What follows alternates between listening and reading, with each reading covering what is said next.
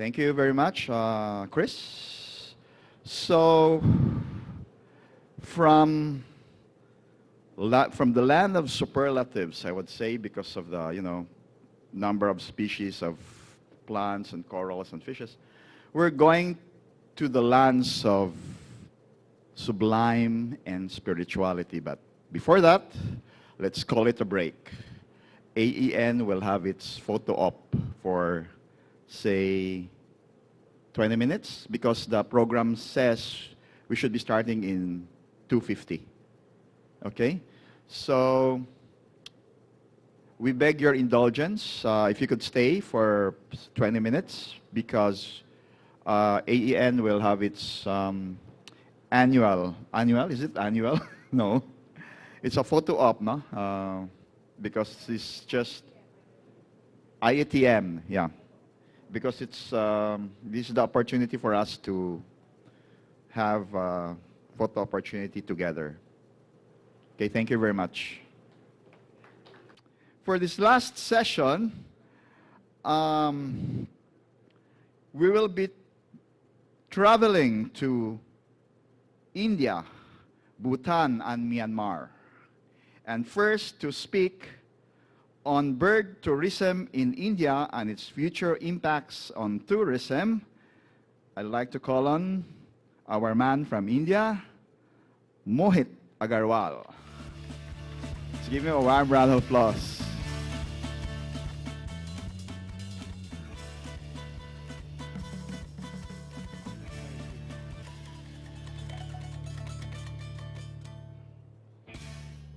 Namaste, friends. I am Mohit Agarwal. I'll introduce myself a bit later. Let me get started with bird tourism in India. The birds that you see here are highly endangered. There are about 100 left on this planet, and it's called the Great Indian Bustard. It is found all over India in different scrub habitats and desert habitats, but there is one large population which still exists in Jaisalmer, which is on Pakistan border. It's in Thar Desert. That area is called Desert National Park. So I'll quickly take you through some of the tourism aspects of bird watching in India. Let me familiarize you with India. That's India, the western part, which is number 3, is where you find this bustard.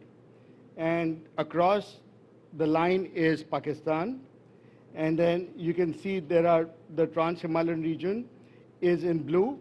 And then you come to the Himalayan region, and then it's Nepal, which is blank, which is over 7. So I'll take you through other biotopes as we go along. You can see some snaps of Trans-Himalayan regions, Himalayas, desert, semi-arid, Western Ghats.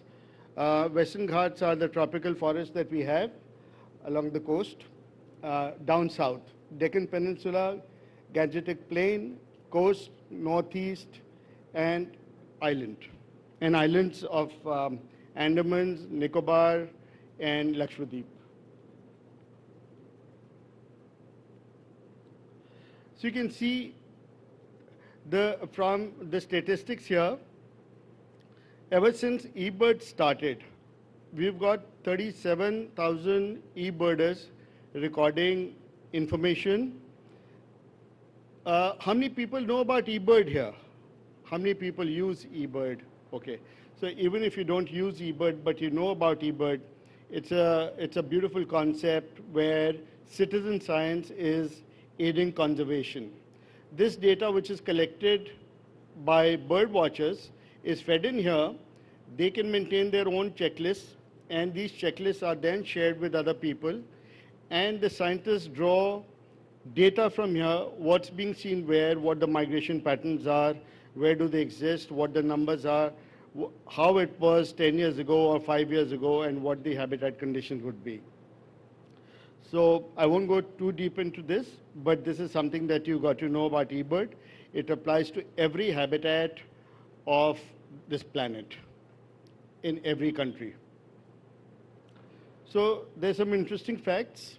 Uh, well, when we say at present meaning 2019, 14.4 million international tourists visit India annually.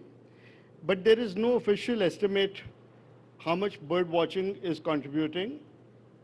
And we're trying now since 2022 to 25 to come up with data. That's what the government of India is talking about for wildlife tourism, out of which bird watching is a part of it. So there are places that I'll talk about like Nainital, Eagle Nest, Bharatpur. And Uttarakhand is one state which is next to the western part of Nepal, which has 722 hotspots, and 50% of bird species of India live here. India has about 1,360. Now the splits happening between the species, so about 1,400. So let's say 50% of those species, which is 680 species, are found in this state alone. So a bit about me, I'm Mohit Agarwal. I'm an experiential ecotourism specialist. I have 4 children, 2 humans, 2 non-humans. One non-human is a dog and the other one is an escapee African grey. And I have 1 daughter and 1 son. And I'm a follower of Lord Shiva, the god of karma. And I've been on the board of AEN. And I've done my first certification from GSTC. This is a 29-year-old travel outfit. The goal of the company is elephant corridor conservation, freeing the Himalayas of plastic waste, conserving the ancient Himalayan shrines, and helping small wildlife NGOs through our company, another company called NatiNeta, which is an eco-centric digital marketing company. So taking you, now let me whet your appetite for birds first. I won't get into too much data, too much talk, just taking you through some of these beauties. So there's another kind of beauty pageant, if you like. So birds of Trans-Himalayas. So this is the northern part, which was in blue that you saw earlier. And the black-necked crane, which is the sacred bird of this place, and also of Bhutan, and highly endangered. And a lot is being done to conserve these species. The species that you see here are highly sought after species. I haven't put all the species here, but just the ones that people go after. They travel thousands of miles in aircrafts and by road to see these species. So that is what I'm going to show you slide by slide. This is from Kashmir, the state of Kashmir, which is joining Pakistan. So we have Kashmir nuthatch, Kashmir flycatcher, Kashmir nutcracker. So some of these birds that you will enjoy. We can talk about these birds later. Pheasants. So Central Himalayas is Uttarakhand, the place I was talking about. So that has 4 major species of pheasants: cheat pheasant, Koklas pheasant, Himalayan monal, and Khalij pheasant. People will drop everything and will proceed to Uttarakhand to photograph these birds if they get to know there's a sighting happening anywhere. Again, birds of the desert, you saw the great Indian bustard, black-crowned sparrow lark, desert lark. There are many such species that you would enjoy if you get into the desert area. Birds of semi-arid area. This lesser florican is critically endangered bird. It bobs up and down during its breeding season, and only about 250 kilometers away from Delhi, you can see it during the monsoon. After we have barley growing to a particular size, that's where it lays its eggs. So the male goes up and down to attract the female to mate with. So that's a particular behavior of this particular florican. Green avid rabbit got endangered because it was being captured as a caged bird. White-naped tit is a migrant, and it's also critically endangered. Birds of Western Ghats, that's Kerala, Goa, Western Ghats on the west coast, uh, white-bellied blue flycatcher, Palani laughing thrush are species which are every bird watcher's delight. And if we have the stakeouts, they know where to go and see them. But the habitats have really shrunk, which is why they are highly sought after, and they're very pretty. Birds of Deccan Peninsula, this forest owlet that you saw was rediscovered about 20 years ago, after 120 years. It was considered extinct. And then some researchers from America, from Smithsonian, came down and they saw this bird. They said, it doesn't look like a spotted owlet. It looks a little different. So when they went back into the records, they saw that this owlet is still there. And now we've found out 3 new habitats where this owlet exists. Mottled owl, one of the owls that you will be able to see in the western and the central Indian parts, white-bellied minivet. Indian skimmer, facing grave threat because of the pollution on the surface of the rivers. Black-bellied tern, sandlark, not very far from Delhi. You come into Delhi and in about 2 hours you can be in the place where they are found. Crab plover, birds of the coast. I'm working very closely with Veda Quest to save the wetlands and the flyways and the species by educating the local people. I will talk about those threats right in the end. Ruddy turnstone, Pacific golden plover. The very interesting story of Bugun's Leosicla. I'm going to talk about this in one of the slides. This is from the northeast, from Eagle Nest area, beautiful nuthatch, spotted helichura. Birds of Andaman Islands, endemic to Andamans, Andaman woodpecker, Andaman teal, Nicobar scops owl, Andaman scops owl. Easy to see if you're there with the right people. Otherwise, these are endemic to these islands. You will not find them anywhere else. So let me give you a quick history of bird tourism. So bird tourism started in, I'd say, 70s in a big way, where foreign tour operators would come. Most of the tourism in those times were in the hands of people from Kashmir. So people from Kashmir would be all over India, and they had their companies everywhere, but they were not bird watchers. So they would give logistics like hotels, buses, things like that. And the foreign tour operators who were into bird watching business would hire the local trackers and local guides to go trekking in the forest. Somebody would carry the breakfast, somebody would, show them the trail, and it was random birding that used to go on. But everything used to be new for people, so the people would come year after year. So the tourism companies started to work with these people, and these people started to hire the local trackers. These local trackers started to become birding guides. So they also started to pick up the lingo, and as the science improved, the books came out, the books were given out.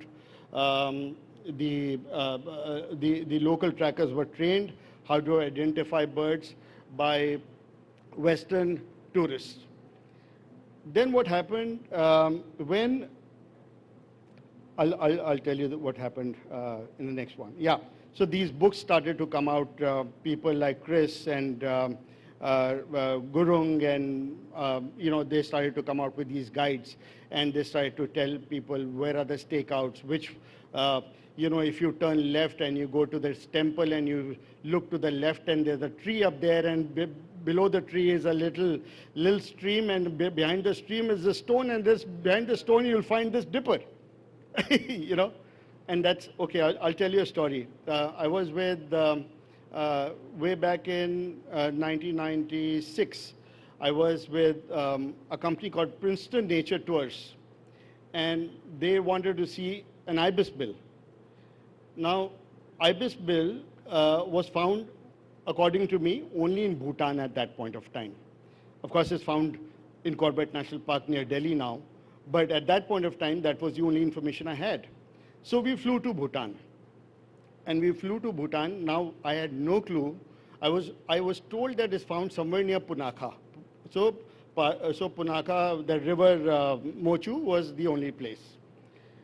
When we arrived, it started to rain, and it was a small airport. And these people said, oh, what are we going to do? I said, I have no clue, because there were no telephones, there were no cell phones, and the buses were not there. So then I was told that the landslide, so we'll have to spend a night in Paro, which means whether we'll lose out a day. And they were Americans, so they go by the book. And so you said that we will get there. I said, this is Bhutan, we can't really predict how it's going to go. So one guy, one of the birders turned around and said, I want to use the corner.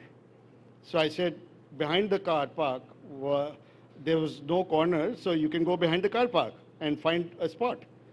So he went and he called me. He says, Mohit, come here. What is that bird? I said, that's an ibis bill. So the target was met. People saw the ibis bill at Parochu at the airport. I said, can we go back? So that's how birders are. They have very clear desires or target or wish lists, I would say. I don't like to call them targets. For me, target is taking a gun and shooting. So I like to call them wish list. Okay, so coming back to Bugun's leochikla. So Bugun's leochikla is a new bird to science. It was discovered in 2003 by this person called Ramana Atreya. 25 years ago, a few years before this, there was this lady who was traveling through Arunachal Pradesh from Singapore, and she was collecting different kinds of textiles. And she just happened to go to this area because there was nothing much to do and the shops were closed, and she said, oh, I don't mind taking a walk in the jungle with somebody. And she went in there, and she saw this bird, first bird that she saw. And she was a painter. She drew this bird. And then she sent it to the Singaporean community. And they say, oh, what have you drawn? There's nothing like this here. And then Ramana said, there's got to be something up there. This was posted, we don't know what it is. So he went up and he found this bird with the help of Bugun tribe. Now today, it's it's the most popular site in Northeast India, which is run by the community. There are 3 camps there, run by Buguns and Sendukpans. And it's a full-fledged system of tourism, bird tourism. In the garb of bird tourism, you also now have started to see red panda and occasional clouded leopard and sun bear and marble cat and various other species, which were never known that they would exist there. So the Bodos who were involved in hunting at that point of time, and till about a few years ago, they were hunting. They're all into conservation because of this one bird. So that's the success story of this bird. And hats off to Ramana. So birds of eagle nest, again. Again, Ladakh. This friend of mine, Otto, he used to just hang around on his motorcycle. He was a bird watcher. And he said, I'm seeing so many Tibetan species here, Tibetan specialties. If you go to Ladakh, it's not very bird rich, but whatever you see it's unique and it's Tibetan and it's not found anywhere else, or you have to cross over to Tibet to see them. So based on that, on his travels, he started to map it and he brought out this book, which is still the best Bible for birding in Ladakh. Yeah? So that is how it started to go. And today, everybody wants to get to Ladakh for bird watching, for snow leopards, for Pallas's cat, and for other natural history aspects. But bird watching is a big thing. Bird photography is a big thing in Ladakh now. And there are, because of this particular book or this particular man, today we've got 13 accomplished guides and 8 new companies that have come up after COVID, who are the local guides from those communities who are now teaching other people. Again, coming back to these zones, let me take you to the leftmost part, which is the pit of India. It's called Gujarat. So keep that in mind, and keep Uttar Pradesh, the red part, which is the largest part, Uttar Pradesh, just under Nepal. Keep that in mind because I'm going to tell you about my work in these two states, what I've done. So in 2021, I used to go to this place called Pangot, which is near Nainital. It's a lake city up in the Himalayas. I started to travel to this place because I was a trekker and I was a bird watcher. And I set up the first lodge in 2001 here with the intent of creating more bird watching guides to help bird watchers move around in these areas because this was superly bird rich area. So now we have lots of bird watching people here, bird watching guides who came here as cooks, as housekeeping people, as trekkers, as not as guides. And today they are accomplished guides. And they're multi-purpose people also. Some people are now driving guides, some people are trekking guides, but they're all related to bird watching.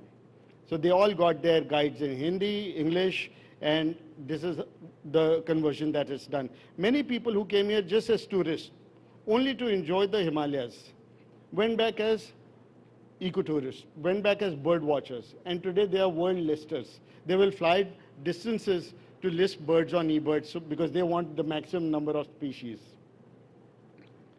So this is the first birding lodge, India's first birding lodge called Jungle Lord Birding Lodge that belongs to Asian Adventures. And again, the same thing that I was talking about.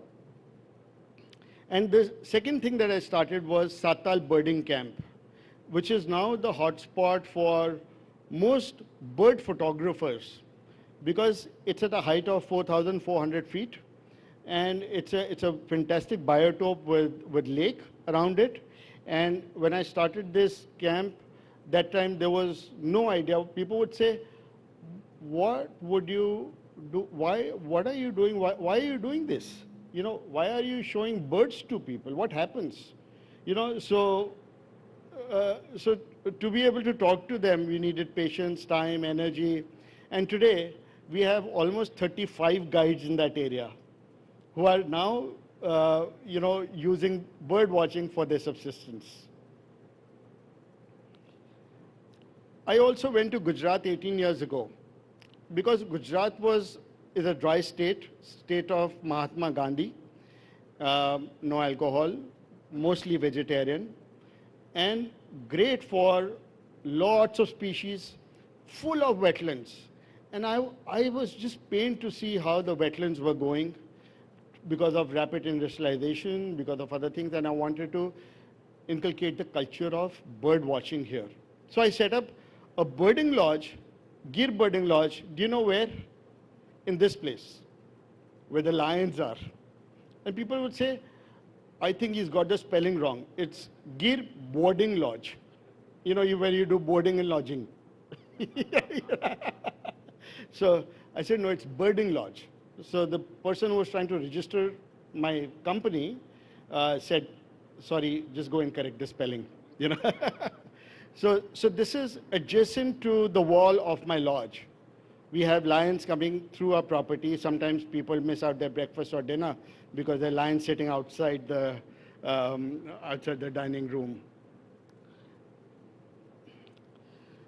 So Asian Adventures trained many guides in Ladakh, Kashmir, Gujarat, Uttarakhand, Rajasthan, and the communities are now getting involved. There's a culture which is developing for bird watching. So you must understand that bird watching is a very low footprint activity. And since I'm a follower of Shiva and I believe in the law of karma, I said, why not talk about yoga, meditation, and bird watching? Because to be able to bird watch, you got to be still.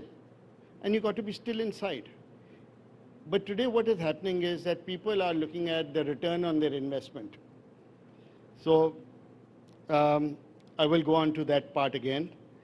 So that's another community called Choti Haldwani, which is the birthplace of Corbett. So most people from here would go to Delhi to seek jobs or Bombay or other places. This handful of lads stayed on and said, we want to build our homestays. The government helped them for 10 years. And after 10 years, they found no success. And the government said, we've run out of funds, we are not going to support this project anymore. The director of this project called me and said, Mohit, can you help? I said, I can help, but I can't sustain this more than 2 years because they don't need more than 2 years. So I worked with them for 2 years and I created a little restaurant here called Ittusa. So Ittusa means that much, that much. So it had only 4 tables. And so I created that restaurant and I started to tell them how to market themselves, how to increase their visibility. They were already bird watchers, and once they started to do that, it was very easy for me to pull out after 2 years of work because now they are marketing themselves. Now they have their own customers. Now they have their own people. And they've been able to get a lot of people back from the cities to do this with them. And now they are working with Wildlife Trust of India as monitors for wildlife corridors, elephant corridors, which is in line with my company goal. So, lots of things that we do, working with government, NGOs, community, reducing plastic usage, water conservation. All this work is in progress, like how Basaru-san said that our fight is how not to greenwash. Yeah? So sometimes when we are saying things which we want to do, we need to be very careful. We need to say what we want to do, what we are doing, where we are, and where we want to be, right? So this is what lodges will do. So I do these periodic trainings up in the hills with my teams, with other village people, with the communities on ecotourism, guides, marketing, management. I don't spend too much time on skills. I spend more time on helping them build strategy and a system for themselves. Because skill can change, skill can improve. Their minds can open up to a new skill. But if they know the strategy and they know the system, then skill is very easy to embed. So that's what I work upon. And then, so my work is also related to helping researchers conduct different kinds of studies, like bat study. We helped one researcher conduct a study which was to do with microplastics, the impact of microplastics on wildlife in one of the lodges. We help NGOs with their signages and things like that. So, future impact, capacity building. So there are guides. There are now a number of guides from Bharatpur, Sattal, Pangot. There are guides in Kerala who are now not doing only one destination. They do the entire landscape. They do one full tour. So Northeast India. So that is where India has reached in terms of guides. There are NGOs and communities like Association for Conservation and Tourism who've just held this third bird fair in Siliguri, which is very close to Bhutan border. Then Corbett Gram Vikas Samiti I just told you about. National park guides are being trained by Forest Department, which is really a positive news. But they go in four-wheel drives and they go with, they're national park centric people. And then identification of critical species and habitats is happening through IUCN, fundraising, is happening through various NGOs. OECM, I don't know how many people are connected with UNDP, but in India, OECM is a very, very strong concept that they've come out with, other effective area-based conservation measures, where they can take only 10-kilometer stretch and say, this is a fantastic funnel for birds to fly out, or this is a corridor, or this is an area to be protected. So things like that are happening. I launched another program called Earth Walks last October, because I saw that most of the people who are out in the field in very remote areas had deep love for nature. and they knew what was where, which butterfly, which snake. They have the guides, they know which birds, but they have no articulating skills. They have no skills to showcase themselves or make themselves visible. So I said, I'm going to build your community. So I started to talk to these people. And what I do is I conduct these earth walks. And what I tell my clients and I tell the world, this is the earth walk which is happening in this particular area with so-and-so person for 4 hours. Please pay him 500 rupees per person. And if 4 people go, he gets 2,000 rupees. And if he does 4 earth walks, he gets 8,000 rupees, which is $100, which is a very good money. So he has more money coming in from natural history than his pan or cigarette shop. So he feels that he belongs to this world. And then he builds his community. So that's the engagement that I'm driving now through Earth Walks. I'm looking for more volunteers to help me out with this particular program, because now I'm integrating these people to help them build their own community of visitors and promoters. So this helps local guides, helps visitors, helps habitats and species. Earth Walks in different places. These are some of the bird guides. They look like heroes, and they are from Bharatpur. So different sources of revenue. Some are boat guides. Some are rickshaw pullers from Bharatpur who've been there for a long time. Some are gypsy drivers and guides in the national parks. So there's been greater awareness through bird fairs and addas. Adda is nothing. Adda is like your bar is your adda, where you go to drink and you meet the same people again and again. It's called adda, it's a colloquial term.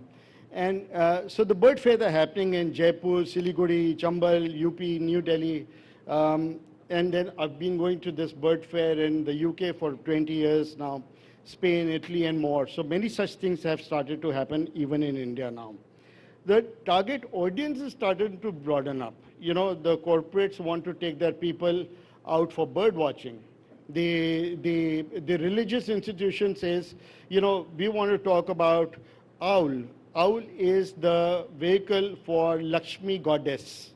The goddess of well-being, right? So that's how we look at spirituality, which is why we look at every creature as God or goddess or deity, which is why most of Indians are vegetarians. Disabled or elderly, now we started to work out programs, and other people have started to copy us and then say, okay, fantastic, this is a good thing to do. We will get more elderly people to go and appreciate birds, with different tools. And business visitors. Cricket, for example, they're looking at avenues. When 2020 happens, a lot of people come to see cricket. And then some of them want to do something. So it says, yeah, you want to go bird watching for a day? Here is a guide. And we hired the local guide to take them out bird watching. Yeah? So yoga, meditation, and birding. So why I'm saying that is yoga and meditation, because if you're a meditator, then you can hold your breath longer. If you're a yoga person, you can, and then your mind is not racing. I want to get this bird, I want to get this bird. You're not just a twitcher. You appreciate life, which is larger than who you are. You appreciate a bird which is doing things unconditionally for you in the background. And it is beautiful. So you take silent walks, you be by yourself. And when you're sitting at one place, a lot of things are happening around you. The life is happening around you. So that is where I tell bird watchers, I have no problem if you want to do your adda bazi, get your bottles of beer. But when you're not doing that and you want to sit and meditate, I'm telling you, you'll see many birds then also. So some of the erstwhile clients that we have. Then what is starting to happen because of a lot of these tools that we have, that we've started to get across to neighboring countries to have more surveys using local guides. We cannot do anything if we don't have the local communities involved. There is no scientific success There's no success for science if the communities are not there. And because they draw their survival from here now, they appreciate it. So now the villages are getting involved, which is such a great thing. So tours and guides, conservation meetings, field sites, observatories. My intention is that once one of my lodges comes of age, we want to convert that into an observatory for science, which will be great for data collection because it works like a funnel, working with BirdLife, BirdQuest, and many such bodies. These are working in across the landscape. And then there's digital visibility, as you've seen. There's so much exchange of photographs, information. So-and-so bird is being seen so-and-so place, social media, people delivering information. Bird watchers running from one place to another because they have FOMO. Do you use that term here also? FOMO, fear of missing out. So they have FOMO. So webinars and online fora. So there are many such things which are now taking place, which are for the good. But then there are challenges also. So there's dilution of culture. When we have people from West come, they have this North Face jacket, and they have these lovely boots, and we are in our pajama and kurta, and we have, so there's dilution of culture. There's over-tourism. You can see the garbage spreading, right? And it may not happen only because of the tourists. It could also happen because it's available, Greenwashing, biodiversity loss, because now we're treading through that habitat without thinking that how it's going to affect a species, microplastics. And then you have such good practices here. Look at a Bhutanese bird watcher who is still in his traditional attire, and it's lovely, right? So when we're talking about curbing rampant development, I also want to talk about other threats. Cement plants, big threat to our water bodies. Agriculture, because now suddenly the GMBs happened, and there are malls which are come up, and there are practices to acquire more grain and export and all those things. So that's happening. Smaller things, kite flying festival. When people go earlier we used to make our own thread to fly kites. Now most of the thread is coming, which is nylon, is coming from China. It not only cuts the feathers, but it cuts our own fingers also. Bird calls, overuse of bird calls, that threaten the behavior of the birds. Poaching and trapping is a lot less now, but it's still there. Sand and shingle mining because of construction. Then over-tourism, colossal development, flyovers, railways, this, that, which natural calamities. Feeding the birds for hide photography. Now there are cases where we're seeing that whatever we eat and we are feeding the birds, the entire population becomes blind. In our culture, we had this thing to feed the birds, but then the food was different. And then what is in it what is in it for me? A person is asking, where's my lifer? So somebody reached a particular lodge, met the guide. The guide he knew his birds, but he didn't know so many. And that day it started to rain, and the lodge was not the best one. And the ladies came back complaining, luckily I got 3 lifers. Otherwise, my entire trip would have gone waste. Yeah? So where are you drawing your value system? It's against the money that you're spending on your equipment, on your time, on your tour. So things like that, So these are some of the threats that I wanted to tell you about, some of the NGOs that we're supporting. What future holds? More sustainable accommodations, tour options, empowering local communities, greater sense of pride, ownership for environment traditions, creation of ecotourists, increase in influencers for sustainable tourism.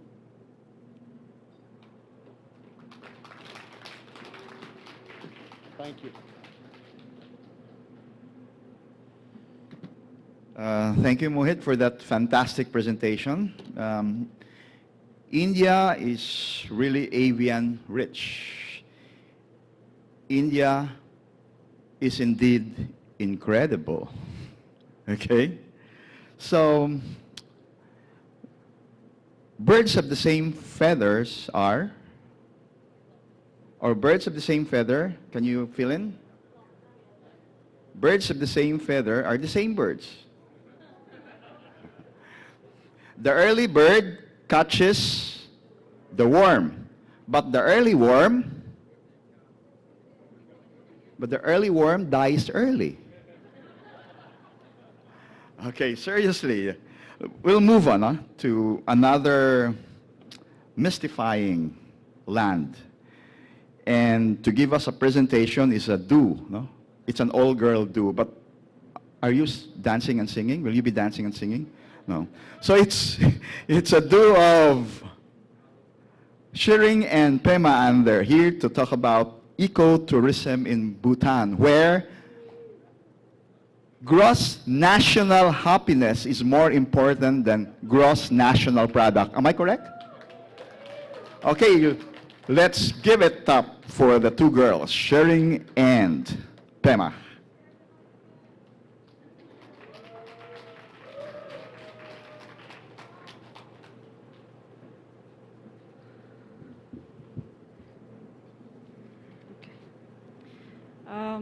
Thank you, everyone, and thank you, Mohit ji. I think you gave a glimpse of Bhutan for everyone to have a taste.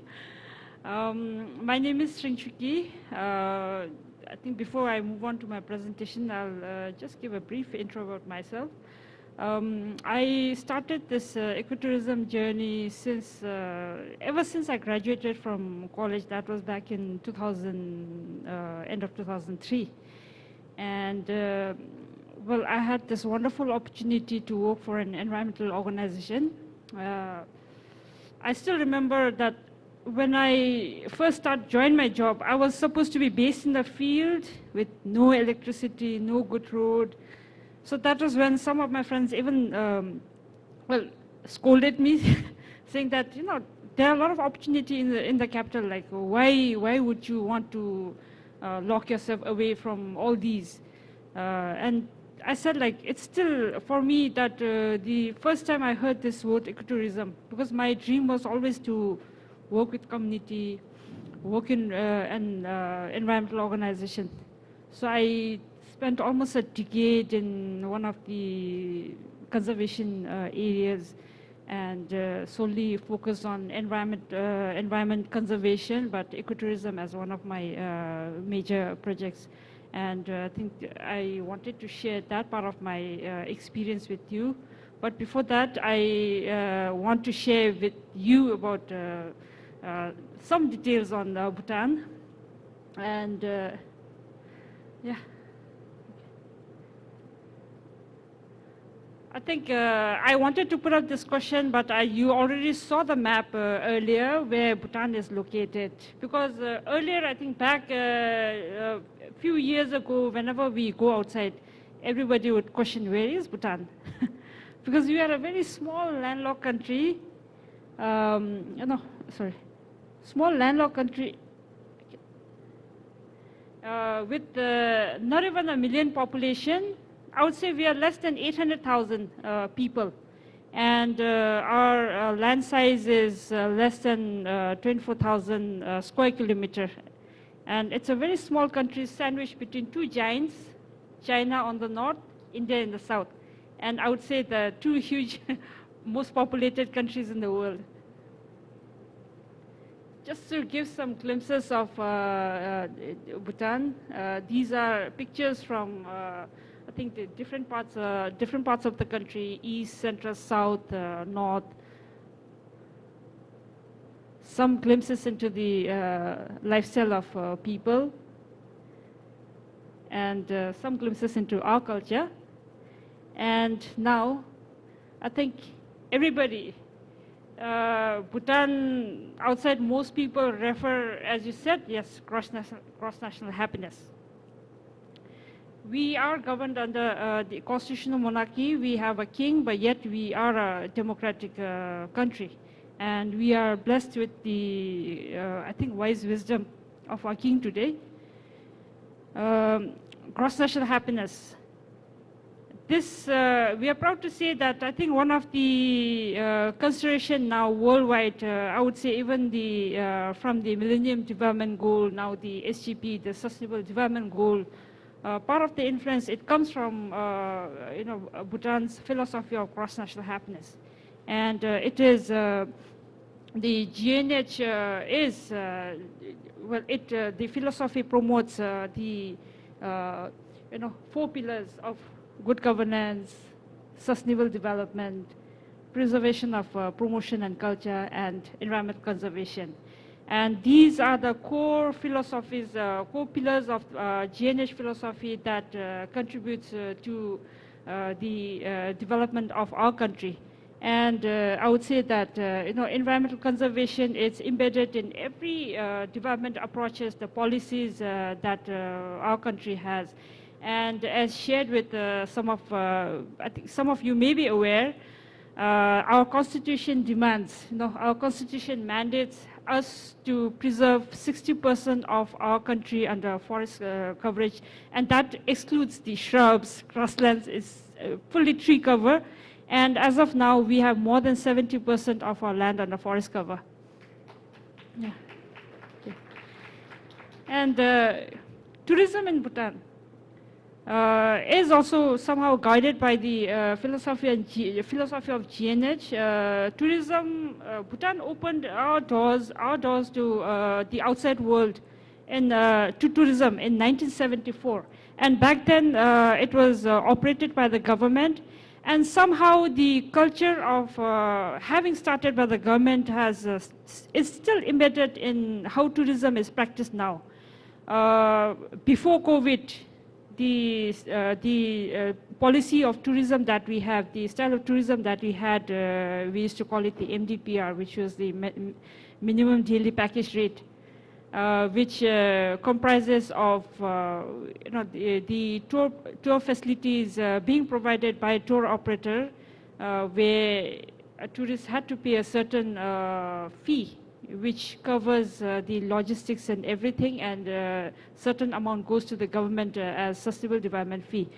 And within that, the trend of how the guides, when they go in the field, the guides are expected to provide accommodation, lodges, despite having the allowances of DSAs. And these were started because I think back then most of the guides and drivers were government civil servant employees who were facilitated this guest house accommodations.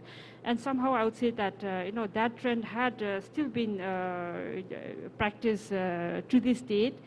And after 1974, the private operations were allowed, and that mostly consisted of, I would say that basically one corporation, we would say the Bhutan Tourism Corporation Limited. And they had these stakeholders of shareholders from different private institutions.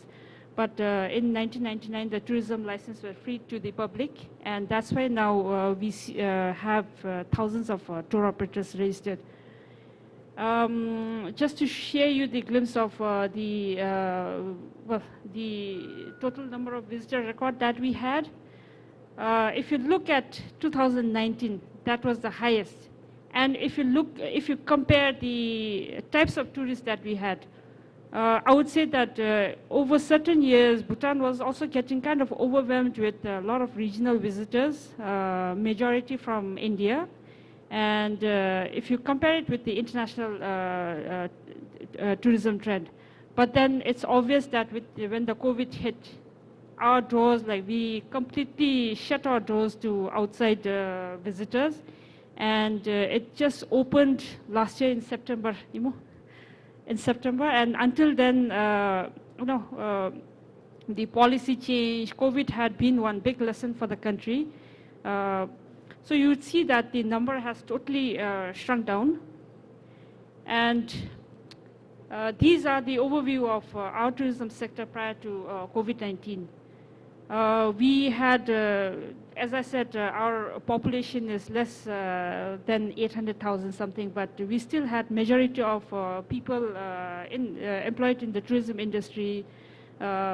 We had the growing number of tourist visits, hotels, even at the community level, village homestays, and tourism used to be one of the, I would say, the second highest source of revenue for the country.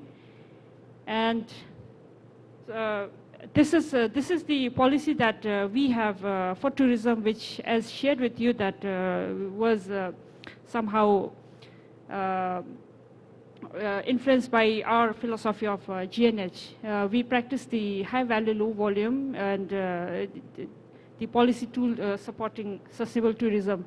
And as shared, our tariff structure, we follow the sustainable development fee, and COVID has been one of the biggest lessons. As of now, our country, I would say that it is going under a lot of reforms, trying to correct some of the flaws that the country has seen in the government's governance structure. We are going through that at the moment. And one major impact has been the change in the tourism policy. And as of now, every foreigners that come to Bhutan, now Bhutan has, the aim is to make it a very high-end destination. So that's why the STF right now, every international tourist has to pay is $200 per day. And which is, I think India as the next door neighbor, we have STF on the regional tourist India, it's 1,200 per day. And yeah, it's I would say that we are a very small country with small population, and I think that is why our government wants to ensure that we preserve what we have, and then tourism, we should not be overwhelmed by tourism. So as Masaru-san shared, back in 2002, I think that was the time when this whole revolution of ecotourism was at its peak. And that was also during the time of the International Year of Mountain, International Year of Ecotourism. That's when Bhutan also launched its first national ecotourism strategy. And during that time, there was this question of, is ecotourism really sustainable? Because the practice of the minimum daily package rate, back then the policy was different. Policy was different, like a tourist need to pay during the peak season $250, whereby $65 would go to the government and remaining would be used by the ground operator to facilitate minimum 3-star graded hotel, a guide, a vehicle, and ensure that there's a good tourism itinerary set for the duration of the visitor stay. And so the 3-star, the minimum 3-star rated hotel, because of that mindset, there were a lot of questions on how one of the most successful stories of ecotourism in other countries. I used to really admire Ladakh at the time, because the Himalayan homestays used to get awards. I think they used to get awards in New York. There were a lot of good stories being shared by our neighbors, but then our challenge was because of the accommodation requirement, the question was, will homestays really work? And I think somebody during the first day mentioned, it was one of our AN members, that the key to sustainability, it's time. It takes time. And I would say that has been one great influence. But then, the answer that we always followed regarding this question was that our sustainable development, because the GNH philosophy also, it also promotes the middle path policy. The middle path policy, where you ensure that whatever you do, any development activities you do, it has to be ecological sensitive, economically viable, and culturally appropriate. And it somehow very much relates to what our members had been sharing about this triple bottom line. And this is something, the ideal kind of approach that you would want to see in the ecotourism, where you look at the conservation and livelihood as one of the sustainable tools or approaches. You link it up to developing tourism products and ensuring there's increase in visitors and then increase in local benefit. And eventually, yes, if people see the benefit, they will take up local stewardship in conservation. And one of the, if you look at the map here, these are some locations of the homestays that now exist in Bhutan, and it also indicates that how ecotourism has reached out to different communities in Bhutan. These are the trends that had been growing. And one of the biggest influence for me during my time as somebody who has been working at the grassroots level with the communities, initially I used to, this tool was really helpful for me. The appreciative participatory planning and action, the APA tool, which was applied in our neighboring Sikkim, one of the organization, ECOS, the Ecotourism Conservation Society of Sikkim, and then even in Ladakh, that promotes the 4 Ds of tourism development, the discovery, art of appreciating, and the dream, envisioning the impact, delivery for sustaining, and design, constructing the desired future.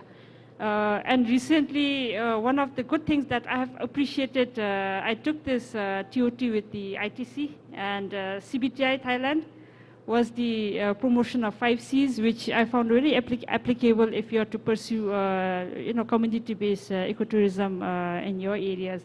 The approach of considering, conceiving, crafting, connecting, and conserving. Now this is Pobjika. This is where I spent almost a decade working with the communities. And you have already seen the black neck crane from Mohitji's presentation earlier. So this is a habitat, and how do you feel about this place?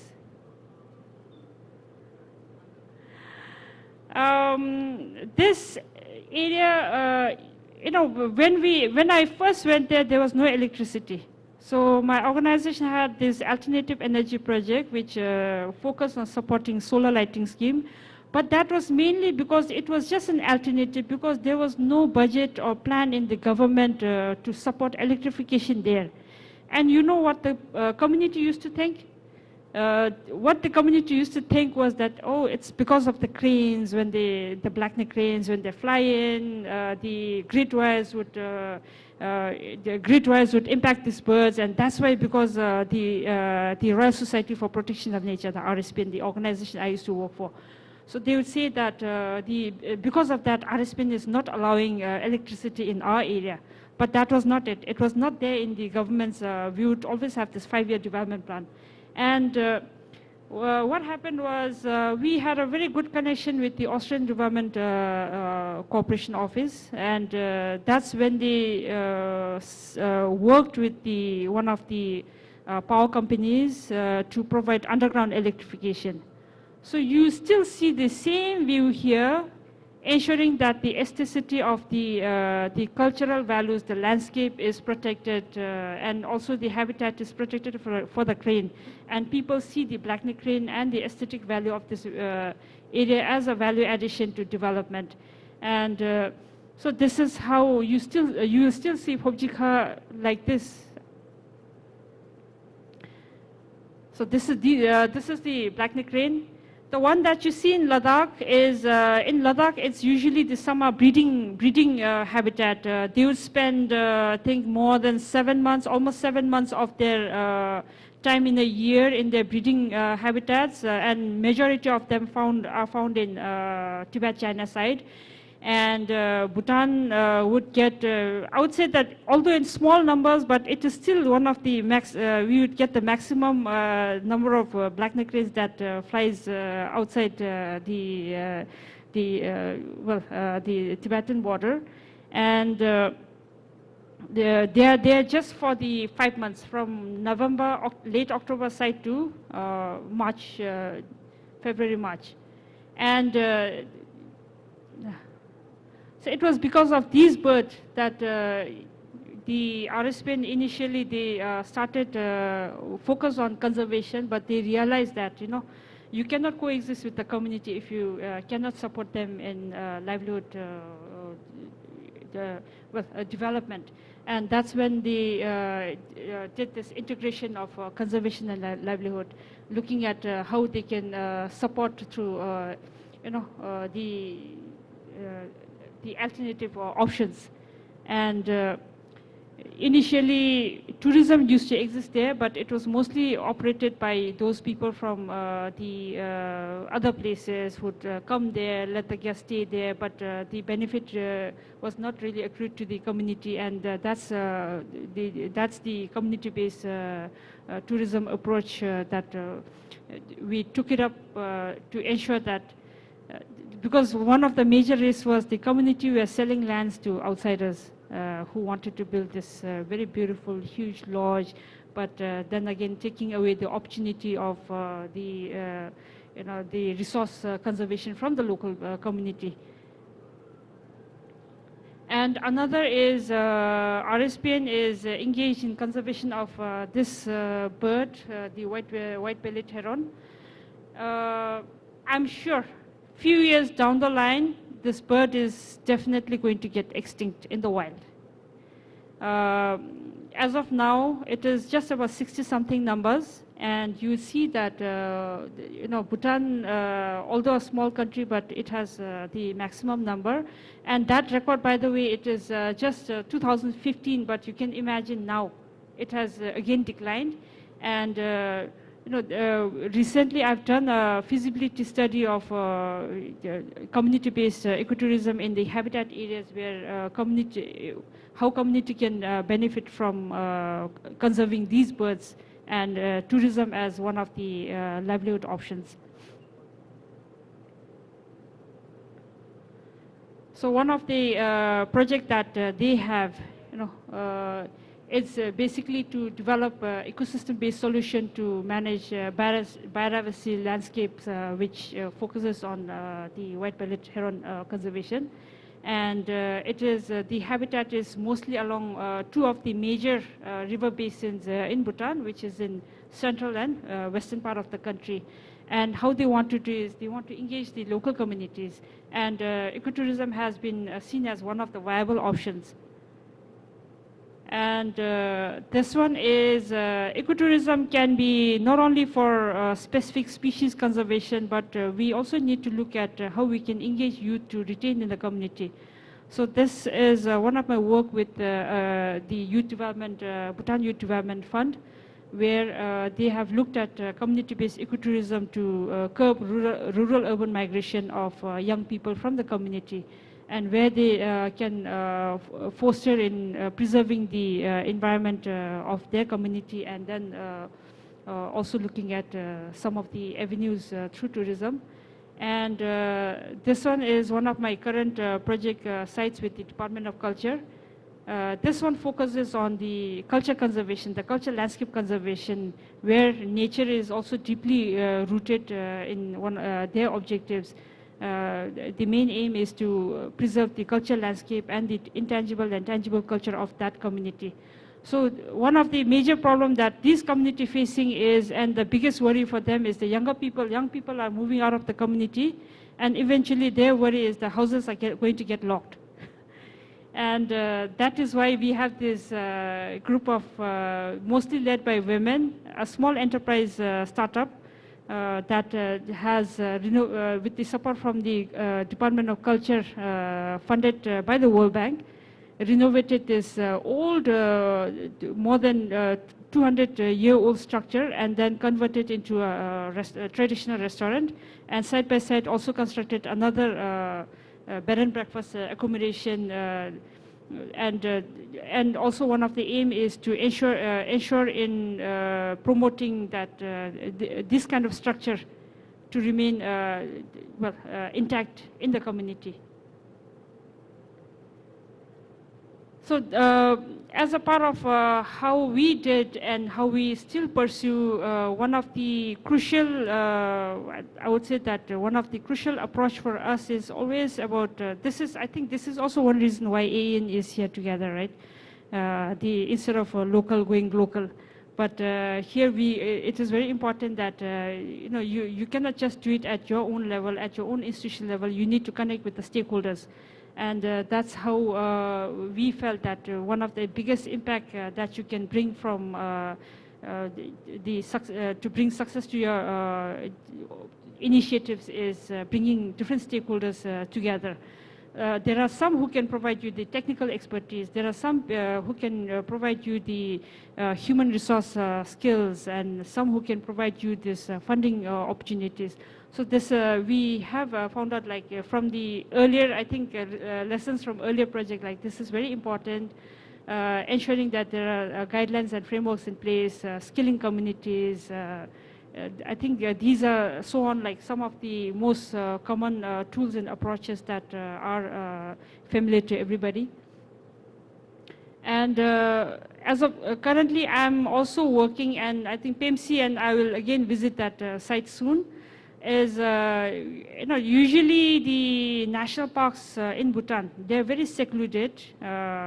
Although we do have people living in the national park itself, but then tourism is, although it is promoted, but then again, national park, there are so much restrictions when it comes to national parks.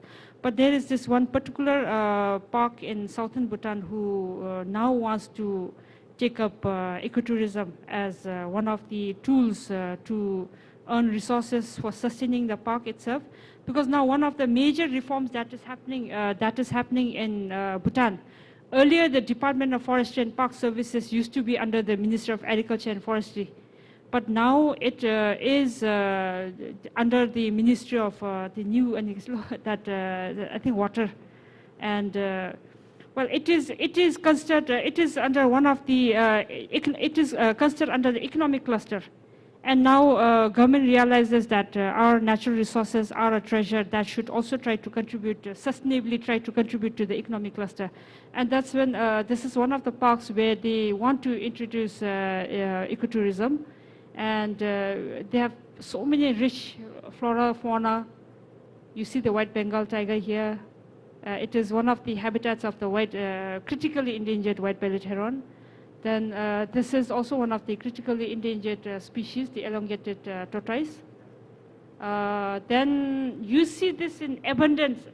Recently I've been there. Yeah. And then the golden langur, which is endemic to Bhutan. Yeah. So that's it. Thank you. If you have any questions, let me.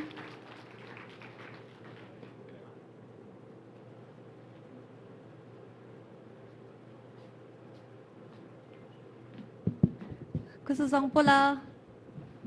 Oh, I think everyone's really tired. Hello, I'm PMC. Unlike Ochiki, I'm not an ecotourism expert. I am a travel blogger from Bhutan, and I have spent the last 10 years as a travel content creator. Well, Auchiki's done the more technical side of describing Bhutan and the ecotourism efforts, but I would like to share the story of not just ecotourism, but tourism from a traveler's perspective and a Bhutanese traveler's perspective. So for that, I would like you all to take you into Bhutan. Well, not literally. You'll have to give me $200 for that, but just as a snippet. So can we please have the video?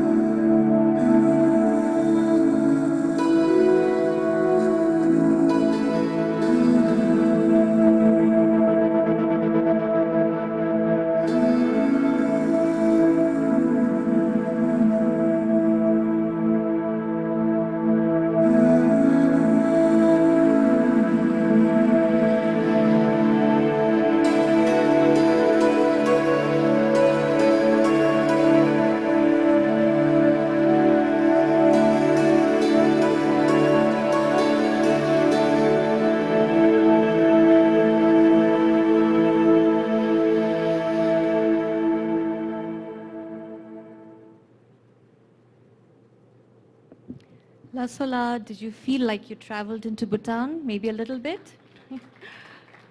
Okay, so let me take you a little further. Can we start the slides for this? As I mentioned earlier, I spent the last 10 years traveling around my country. And initially when I started, it was basically for travel content purposes for domestic travelers. Back in 2013, I had gone to a hotel and I had asked if I could maybe do a promotion for the hotel, but they said they don't want Bhutanese. They only want Chilips, and Chilips are basically white tourists. That's when I decided that, you know what, I think I need to develop travel content for local Bhutanese travelers. And most of my travel content initially were very fancy listicles, top 10 things to do in Phobjikha, or top 10 things to do in the south or central Bhutan. But the more I traveled, the more I realized there was also the kind of responsibility as a traveler, the kind of stories and messaging that I put across. So today, I do have a travel blog website, but the stories that I focus on is not just listicle sites on the kind of travel every day, but a more nuanced and deeper understanding of the many different regions of my country. And there's culture, there's food, there's ecology, conservation, everything involved in it. I also work with, I've also done documentary films for UNDP, WWF, and conservation agencies in my country. And during all these different experiences, it gave me a really good look into connecting tourism and conservation efforts at the same time. And that's when I really decided that I need to learn a lot more about sustainability, ecotourism, conservation, and how all of that can contribute to tourism as a whole, not just as a policymaker, not just for policymakers or people at the ground level who are doing the ecotourism work, but also responsibilities as a traveler. So, going back to what Mr. Ari said during your presentation on high value, right now what we're seeing in Bhutan is the, I wouldn't say debate, but there's this narrative between high value and high-end tourism, especially now with the $200 SDF on guests who are coming to Bhutan. I realized that a lot of travel agents end up marketing Bhutan as a high-end destination. High value and high-end are completely different. We don't want to promote Bhutan as a luxury tourism destination. So when I started doing a lot of my travels and when I started working with a lot of travel agents, I slowly began to uncover what we mean by high value. So one of the best ways to do that is through stories. And that's basically how I travel. So in the following slides, I would like to share some stories, just a few, of some of the most memorable experiences I've had as a Bhutanese traveler, traveling my own country. The mountain that you see here is called Brigdungla. And this mountain is actually considered to be an abode of a holy god. We have, in Bhutanese Buddhism, we believe in the existence of not just one god, but many deities and demigoddesses and different manifestations of gods that reside in water bodies, mountains, trees. This mountain is actually one of them. The first time I saw this mountain, it reminded me of the landscape that we see in Lord of the Rings. I think a lot of my travels were always influenced by fantasy books and fantasy tales.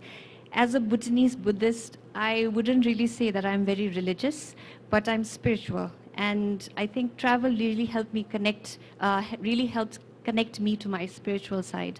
And the first time I traveled to this place, we were actually the first ones to document this ancient trail. And this is a trail that was once used by yak herders, and also yak herders who were in search of cordyceps. Do you know what cordyceps are?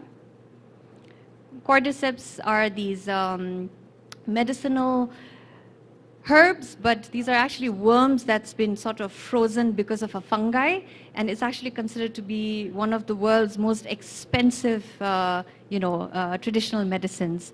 So Bhutan is also very popular for that. And yeah, very expensive, Alan. This is in Lunana. Lunana is considered to be one of the most remote northernmost sections of Bhutan. Have you all heard of Lunana Yak in the Classroom, the Bhutanese film that was nominated to the Oscars? No? This was shot here.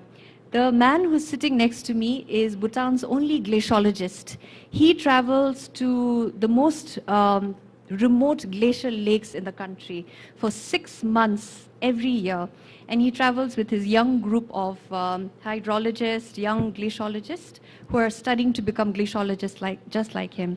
And I interviewed him for a climate change documentary for UNDP back in 2020. And we were actually on this moraine dam that segregated 2 lakes in Lunana. The lake that is next to us is actually a solid lake, but what's happening is because of climate change, this lake is, this solid glacial lake is melting at a very fast rate. So he and his team actually travels to all these different glacial lakes to monitor and measure. In 1994, this community, there's this community very next to the lake, very close to the lakes. And these communities in Lunana, actually, there was a flash flood that killed a lot of highlanders. But the thing is, a lot of these community members still don't want to move because their gods are stationed there. And they don't want to move away from the daily rituals that are in line with their livelihood and tradition. So even when the people know that their lives can be in danger, they don't want to move away from that. This is one of the easternmost districts in Bhutan. It is called Tashiangtse. Now, why this trip was memorable, I'd just like to share a short story. The lady who's holding those 2 cucumbers, we were trekking down this remote temple, and we were very tired. We had been walking for 3 hours. And suddenly I saw this old lady just running up to us with 2 cucumbers. And she came to us and said, "Oh, you poor thing, you must be so thirsty." You know, and she started cutting the cucumbers and giving to us. And I thought she was selling it. So I took out my money, took out some money and I gave it to her. And she said, "No, this is from me." And, we talk about hospitality, but oftentimes, with modernization, commercialization, hospitality is often a disguise to business. We sell something, we're smiling, but there's always money involved. This was one of those rare times when I really felt like that wasn't the case. And in Bhutan, what happens is if you say no once, it doesn't mean it's a no. So people will say no, no, no, but they'll still want money. But it's only after 3 times that you really know, okay, that person really doesn't want money. So if you ever come to Bhutan and if somebody says no, no, no, you have to say it 3 times. So you have to give them money 3 times, and after the 3rd time, they'll accept the money. But I gave her money 10 times, she wouldn't expect it. That's when I realized she really didn't want the money. So, and on the right side, you'll see this structure called Dongdi Zong. In Bhutan, we call fortresses zongs, and these are magnificent architectural, structures that are in every district. And one beautiful story about this structure is there's a statue of Chenrizi in this temple. And it was known that this is one of the reconstructed temples. It was known that during the old temple, it caught fire, but the statue is said to have flown away from the fire, and it was retrieved from a nearby forest. So it's filled with such mythical tales and fantasy, stories that it just gets you more excited about what's the other, fascinating tale that lies beyond. Now, going back to something that's more related to ecotourism, one of the most common ecotourism examples that you see in Bhutan is homestays. And like how Auchuki mentioned, we're seeing a growing number of homestays as well in Bhutan.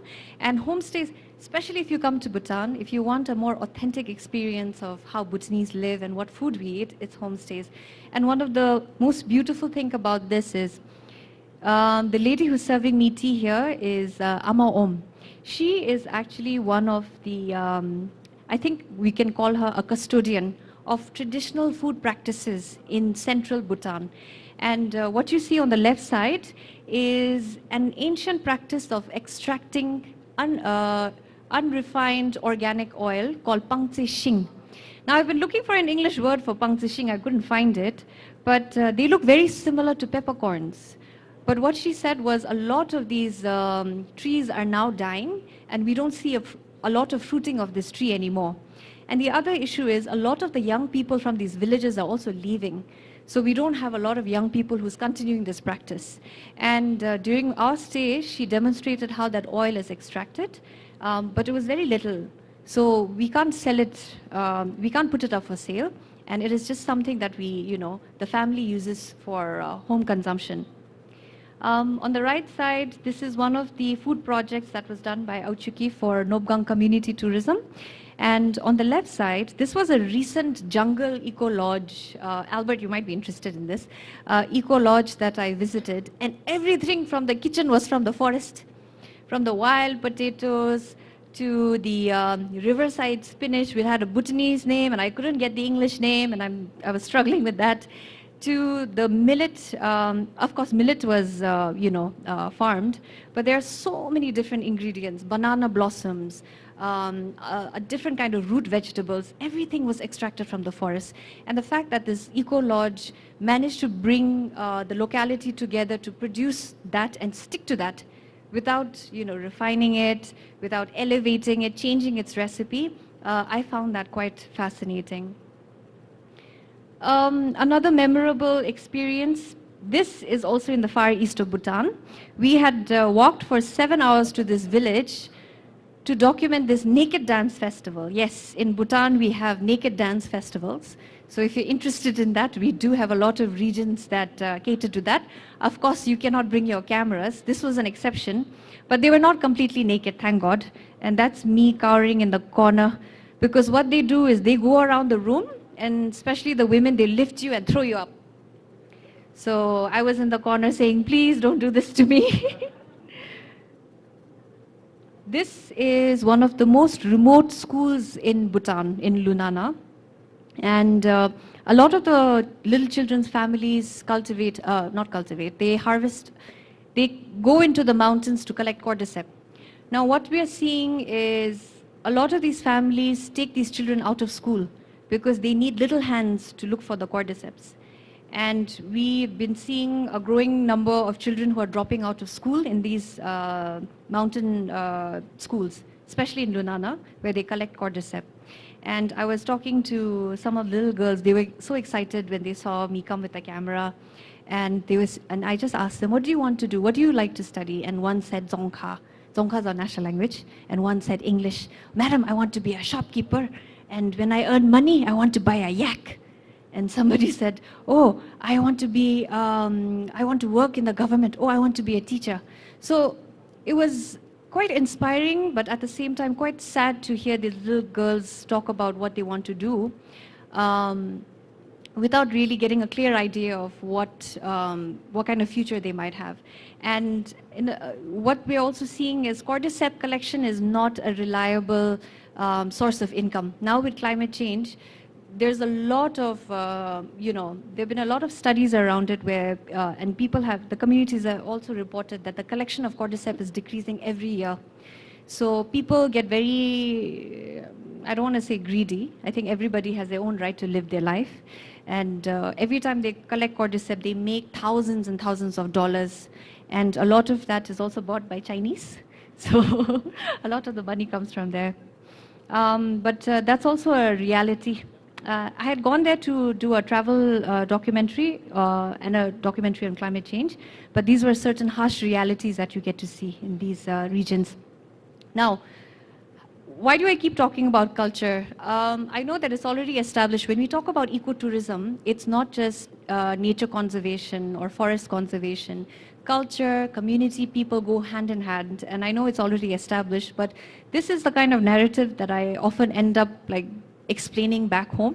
Every time we talk about ecotourism, they think that's always, forest conservation, ecology, but culture is equally important. And this was really expressed to me properly by one of the forest rangers when I went to shoot this documentary in northeastern Bhutan. This is actually a highland community called the Brokpas. And it is believed that they actually traveled from Tibet. And there's a very interesting story. Do we have time for a short story? Okay. All right, 2 minutes. So in the old days, we don't have the dates. It is believed that the Brokpa people were ruled by an evil king who tortured his people. And he actually made them cut off the head of a mountain because apparently the sun's rays was blocking, the mountain was blocking the sun rays from falling on his palace. So when the Brokpas realized that, see, if you dig a mountain, it's not going to work, right, no matter how long you dig. So the Brokpa people, having faced all that atrocities, suddenly found themselves in a situation where they had to make a decision for themselves. And Jomo, the local deity of the Brokpas, is said to have disguised herself as a woman and conspired with the Brokpa people to assassinate the king. And after the evil king was assassinated, they traversed from Arunachal Pradesh and into Bhutan. And that's how the Brokpa people are said to have settled into Bhutan. Now, why do we talk about culture? And how does culture help with eco-conservation? In Bhutan, like I mentioned earlier, our mountains, our trees, our lakes are all abodes of gods and goddesses. A lot of our rituals are strong, it's in tribute to these gods and goddesses. So in a lot of these high mountains in Bhutan, tourists and guests are not allowed to climb. We're not allowed to go trekking on these high mountains. You're not allowed to camp near these high glacial lakes. Although the world's most dangerous trek, that is the snowman trek, also falls into this. There are a lot of these different designated areas that people are not allowed to go into. So it is because of culture in Bhutan, it's also because of culture that eco-conservation sort of goes hand in hand. And it is also because of the respect that's given to our cultural identity that automatically the community learns to respect nature and conservation because it's in the way we live. This is Jomo, and she is actually the deity that I spoke about earlier. And this was photographed in this lone temple near a lake in Jomokyungkar. And this is a 7-hour trek from Merak village in the northeastern highlands. And there's a ridge of Jomo where you climb and then you hoist up these prayer flags.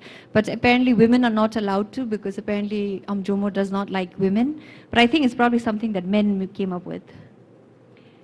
And this is the community of Pobjika, very much in line with how Auchuki was talking about conservation with cranes and how the community there sort of, goes in line with conservation. And there's been a lot of adjustments that's made. They don't construct new buildings. They don't do a lot of commercial activities. So these are a few examples of how ecology and cultural preservation goes hand in hand. This is the ridge of Jomo. I was waiting in that temple in there while my cameraman climbed all the way up and I was so jealous. So, yeah. Now, the other thing about travel, when I started, travel was just something that I wanted to, it was like work for me to an extent, but slowly over the years, it turned into a pilgrimage journey for myself. For the longest time, whenever I met somebody from outside, they always said, "Oh, you're from Bhutan, a happy country." But today, I don't want to give you that false misconception that we represent happiness, that we're a country of smiling people.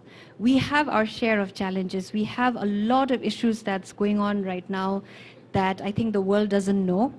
And it puts us in such a critical place with the kind of decisions that's made with the the new tourism policy. It's created to an extent, it's created a rift between the private sector, the businesses, and the government. But what I've realized through the kind of travels that I've done is, okay, the first time you hear about 200 STF, it's a bit of a shocker, isn't it? And I used to get messages from a lot of the tourists from outside saying that, "Oh, how about you come to our country and I charge you $200? Would you like that?" So to an extent, I found myself trying to justify, saying that there's a reason for that. So in line with that, Auchuki and I wanted to take this opportunity to share about this program that Auchuki and I will be launching soon. It's called the Conscious Travel Campaign. This is in line with a lot of the questions we started getting regarding the 200 STF, but also trying to share the story of Bhutan. From a traveler's perspective, what makes Bhutan's experience unique? Is it the mountains? Is it the people? Is it just the tangible culture that we talk about? But is it the experience, everything, all the stories that I shared earlier? Oftentimes, it gets very tricky to sort of package all of that, and especially putting it on a marketing platform. How do you sell it? And sometimes I don't even like using that word, selling it to a global audience. But how do you package the stories and emotions of these travel experiences that I've sort of managed to sort of put together? How do we put it together in a way where people understand that you're coming to a place where you're not coming as a tourist, you're coming as, someone's guest, and to an extent as custodians of our culture who's coming here to understand, not just take pictures and not just put it up on Facebook and Instagram, but to have a deeper, nuanced understanding of this tiny Himalayan kingdom in between two great nations with barely 700,000 people. So sometimes it's these experiences and stories that matter a lot more in delivering the, I guess, the story of Bhutan. And like what Masaru-san mentioned earlier, I think there's great privilege in visiting new places and exploring new beautiful destinations, but are we paying enough?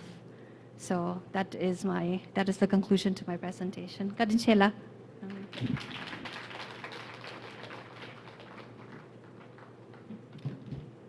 Thank you, Shering and Pema, for those wonderful presentations. Fantastic. The photos are just captivating, and I want to go to Bhutan right now. But the $200 SDF, that's equivalent to about one-way ticket, maybe. Anyway, that's on my bucket list. Yes, before I'll go to the next presentation, I'd like to acknowledge the presence of USEC, of DOT, USEC Berna Buen Suceso is here. She's here with us this afternoon. Thank you, USEC. Okay, so moving south, south of Bhutan is Bangladesh, and beside Bangladesh is another.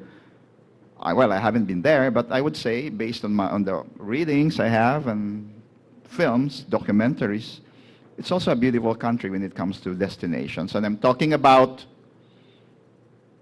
Myanmar. What is the old name of Myanmar? Very good.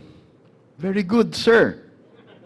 And what is the largest city of Myanmar? Rangoon. What is the old name of Rangoon? Yangon.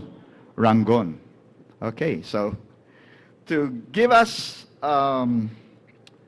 profile of ecotourism in Myanmar. So let's give a warm round of applause to Keke Ai.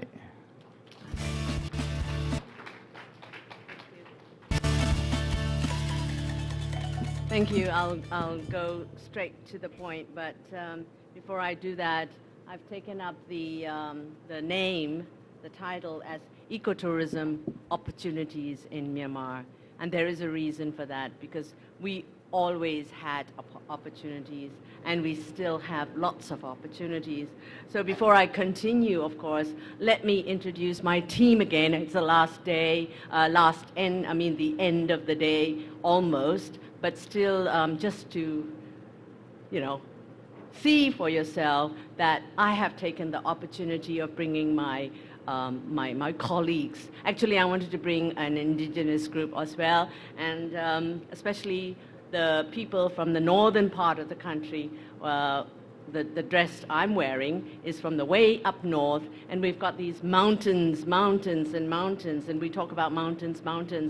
And it is the south of Bhutan, it is the south of India, and as well as of Nepal, but we all up in the north, we share the Himalayas. So let me introduce, I'm Chichi A, but you can call me Chichi, and I have A Mien, you can call her A, and then I have Ngenge Luinji, and you can call her Ngenge. So it's very funny, you know. One thing very funny is that both of them has my name. They both have my name in them, you know. Chi, and there's Chi in the younger one, and then A in the other. And both are in the travel industry. Yes, so, oh, sorry about that. Yeah. So, the outline is there, that, you know, it's a presentation. So I have done the outline, ecotourism focusing in Myanmar with the natural resources, of course, because we're talking about authentic ecotourism. And then, of course, the policy development has got to be mentioned. And from there, we moved on to the community involvement in tourism. And because of COVID, we have started rethinking of tourism in the new era, and then what kind of promotion and marketing I have done, we are doing. This is the map, and I'm not going to go into detail, just to show that this is the map of Myanmar and the surrounding, the neighboring countries. And one thing I'm very proud of my country is that our landscape has snow-capped mountains, and we have the borders, sharing borders with India and Bangladesh, as well as with China, and then with Laos and Thailand. And if you look at the western side, then there is the long coastline where you have all the beaches, just the landscape, you know, to understand the location of the country. And down south, as Bobo was mentioning, really down south, you have 800 islands. It's an archipelago. I won't go too much into the detail because of the time constraints. And this is the UNESCO Cultural Heritage Sites. And we have been, you know, awarded with the first one with the 3 Pew cities. And it's amazing because the 3 Pew cities actually are ancient cities, and I have to touch on the cultural element in order to go into the authentic ecotourism aspect that we have in the country. Because our country is, Myanmar has the mix of culture, heritage, and natural heritage, and then there's this mix moves into when we talk about the natural heritage, then within that natural heritage, people start promoting. When I say people, we have the policy for the community involvement in tourism. We don't use the word community-based in tourism because we want to involve the communities first, raise awareness with them. And if we look at the Pew ancient cities, it's just that it's the first property which we were being granted in 2014. And it's very interesting is that it dates back to 200 BC, BC to 900 AD. So it has all these Buddhist scriptures inside.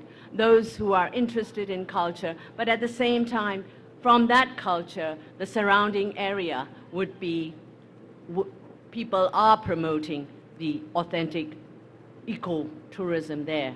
But this is the awareness that we have to raise so that the communities do not get harmed by people, even the domestic. When I say people, it does not always mean foreign tourists. I'm always talking about the domestic tourists as well.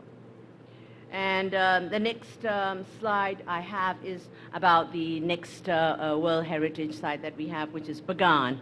That was very recently. In 2019.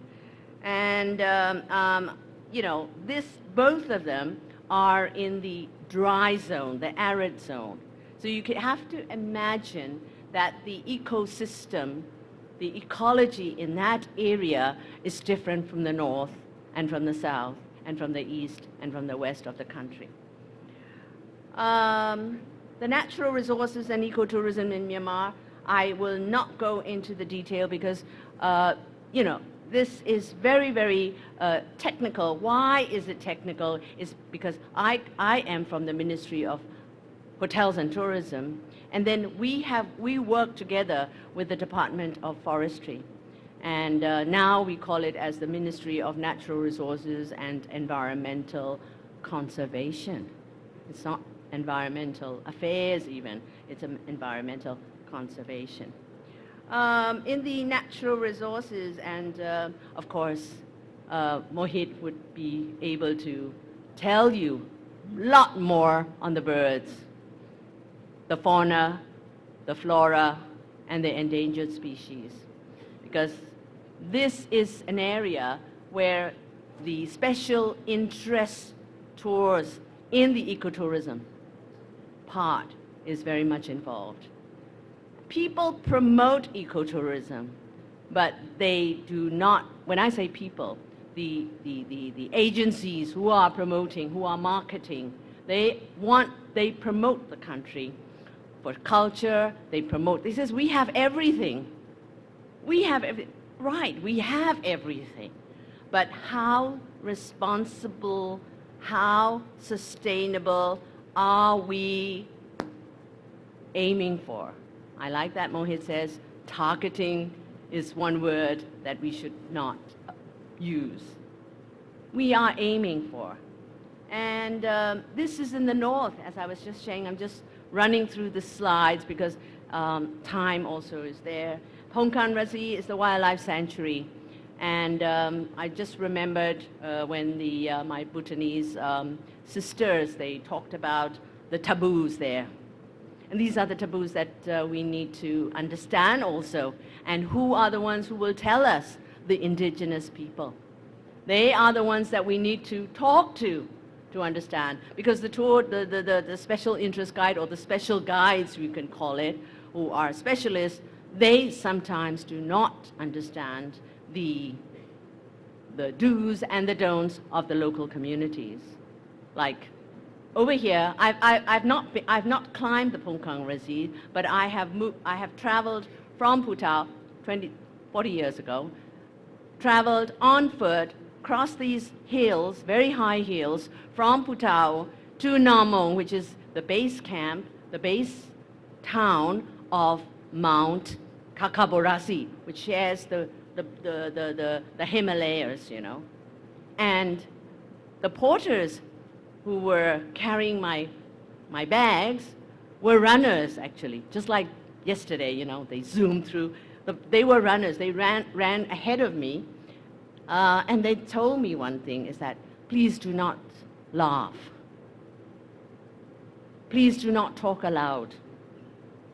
One thing they really reminded me is, even if you fall, please don't scream. And that was the most difficult part I had. Because I was brought up in different landscape. I'm not a mountain lady or a mountain girl at that time. But for the love of my husband, this is my husband's ethnic, I'm promoting also, in that sense, that the people up north are so innocent. They are so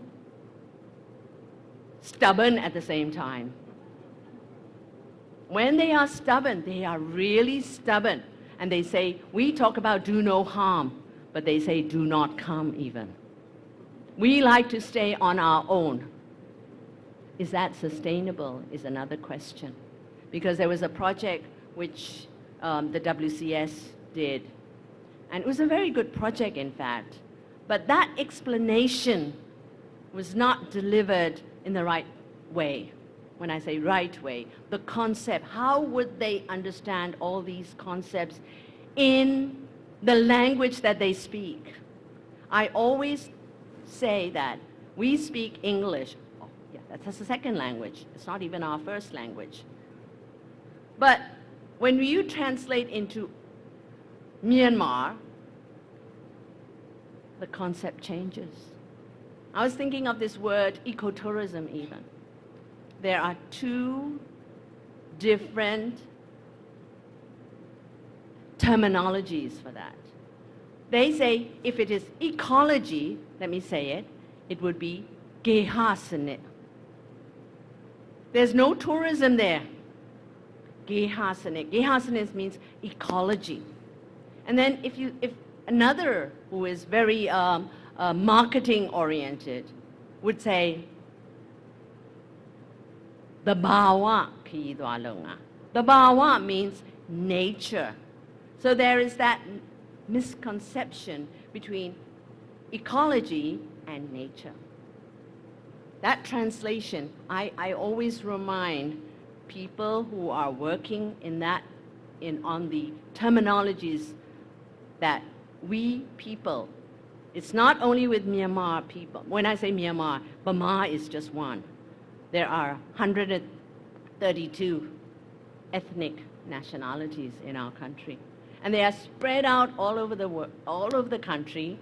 And when Bobo said about Myanmar and Burma is actually, well, I wouldn't like to say a mispronunciation, but actually it's a derivation from the word Burma. And that's only one ethnic. So right from the start, we were Myanmar people. Right from the start, from the beginning, when I say beginning, many kingdoms back, you know, and we were colonized. And when we were colonized, of course, different pronunciation sometimes. We were colonized for 100 years. Different pronunciations. And Pateng became Basin for them. I'm sorry for them. May Myo is after the Colonel May. But it's not May Myo now. It's called, it's Pyong Luen.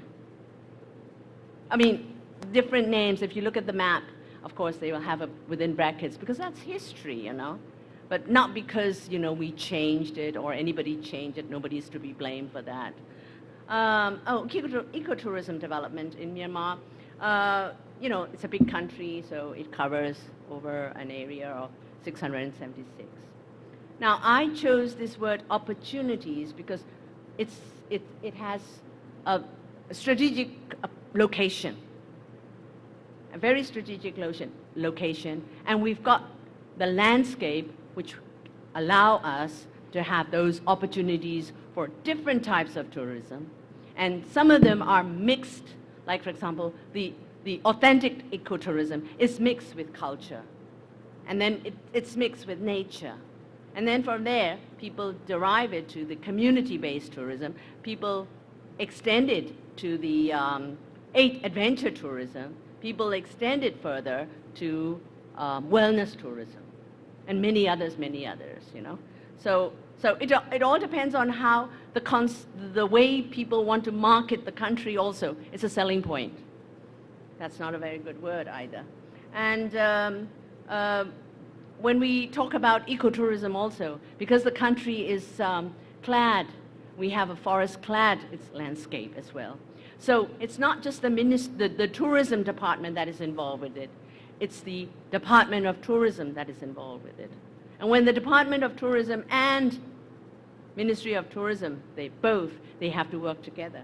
So that's how we were able to come up with the ecotourism policy and management strategy, which was launched in which was launched in Naypyidaw in 2015.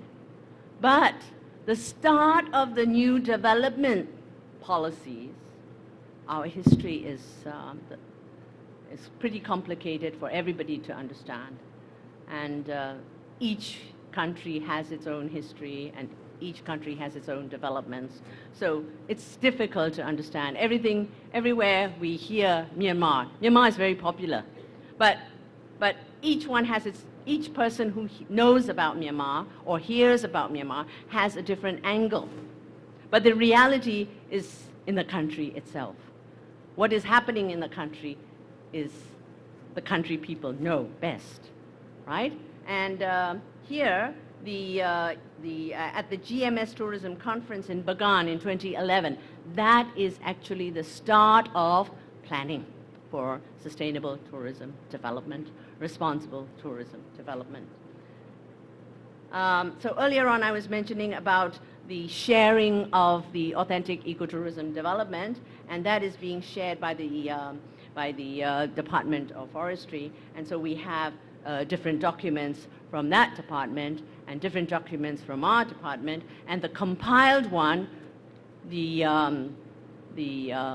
know, two ministries working on one policy for the development of ecotourism. And that is the Myanmar Ecotourism Policy and Management Strategy. It's at the policy level, and it's still working 2025, up till 2025. In addition to that, this is being funded by ICIMOD and European Union, of course. We also developed the guidelines for developing eco-lodges in Myanmar. Of course, the best practices of the being a member of the IUCN is being incorporated. Right? During the process, of course, we went through the strengths, the weaknesses, the SWOT analysis, and I won't be going into all that. But I just picked out the opportunities part, you know, so that's why I'm talking today. Now, on the definition of ecotourism, it's just for people to understand that it's not an adoption, it's an adaptation. So ecotourism is being referred to tourism-related activity in and around the protected area, basically there. That focuses upon management tools, systems, and processes to develop three elements. One is biodiversity and ecosystem conservation. Second is education and learning, which will enable the hosts and the people who visit that area to understand engagement and engage with the different approaches so that they understand about protection and conservation. Here also, our people, Myanmar people, have that, they don't know how to differentiate between preservation and conservation. You see? Because it's an English coined word. Economic and social benefits to communities in and around protected areas. So, you know, people are taken there, or people visit those places, and there are communities living there, where are the boundaries? There's no barbed wire, there's no fencing. It's by word of mouth that you know it. And the forest department officials, they wear uniforms, and they are very scary. I mean, the community people, the communities are afraid of them. Even in Putao, for example, they're not allowed to bring matches, for example. They don't understand why. That explanation needs to be done. And these are the 21. Now there are 23, because you would notice that you have the national park, wildlife sanctuary, wildlife conservation, and then we also have caves. We also have the elephant camps, and they have added one more elephant camps. I haven't been to these places since the time of the policy formulation period. So I don't know the situation after the beyond COVID time. So I need to go back, and I'll have to have my own network to see how they are, working. You know, now, if I call anybody, the NGOs, no phone answers. They will not have any answers because they don't travel. They're doing everything at home, very low profile, so we wait. That time is very important. But what I can do with my colleagues, what we all can do, is also travel as much as we can, meet the communities, don't talk about the policies, don't talk about other things, but see what they need, what they want.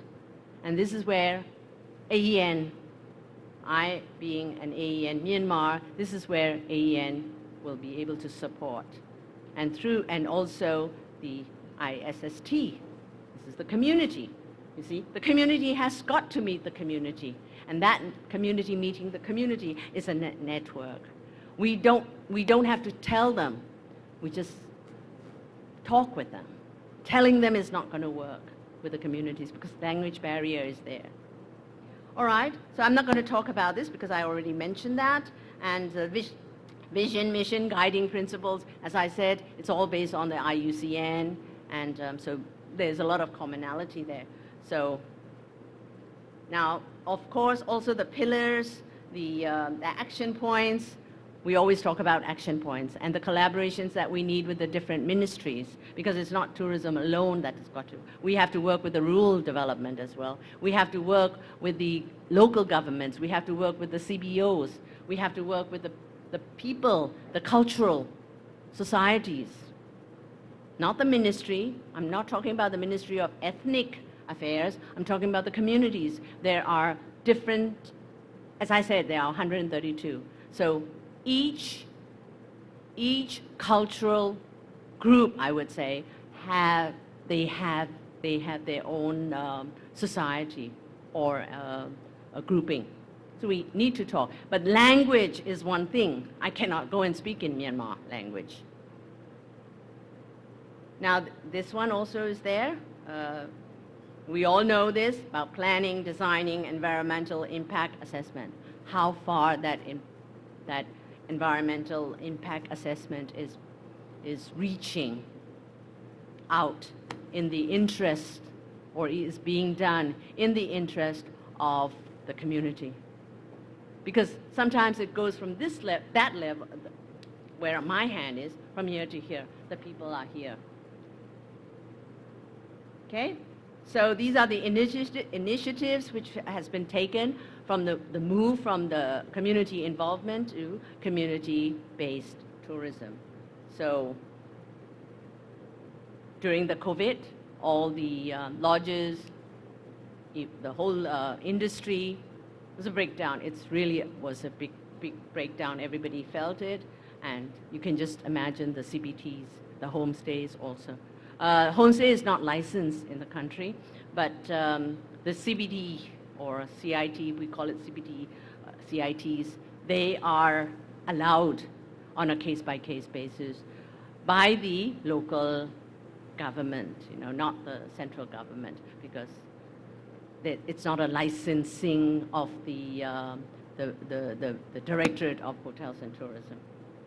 Now, this is the development that was done in 2017, and I'm just walking through the process, so that we did have the opportunities, and these are the opportunities that we made use of.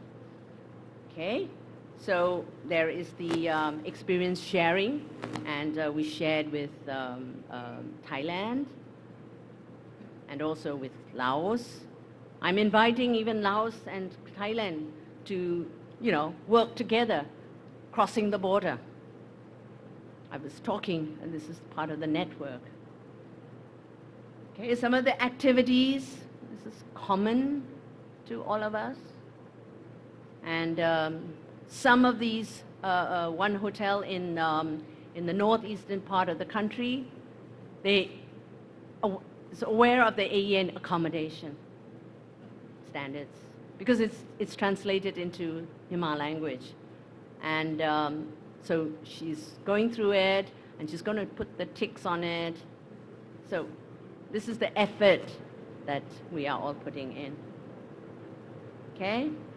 So these are some of the picture slides, the activities. And they trekking, hiking, Mount Soft adventures and things like that. But the do's and the don'ts also is actually the guidelines are from the company-based. But I wouldn't like it to be a company-based. I would like to be the local base, because our country is vast. If it is in the northern part, it has got to be the northern destination management organization working on it. So there's got to be a lot of planning. And this one I can skip because due to time strain. And this is the implementation arrangement of the Myanmar Ecotourism Policy Development. Now, if you see at the top, Tourism Development Central Committee, That was in 2013. But the new Myanmar tourism law of 2018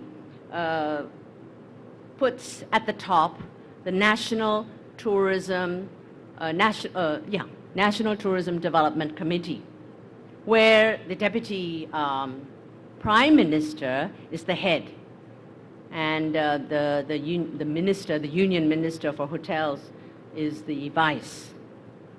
And of course, when you say Deputy Prime Minister, we have 4 Deputy Prime Ministers now. So 4 of them, one is the Deputy Prime Minister who has that portfolio, and under his purview would include tourism. And he is the Union Minister for Home Affairs. So it's immigration, you know. So facilitation of travel is there. So that's why I'm telling my friends who say, how do we travel to Myanmar? We want to visit Myanmar.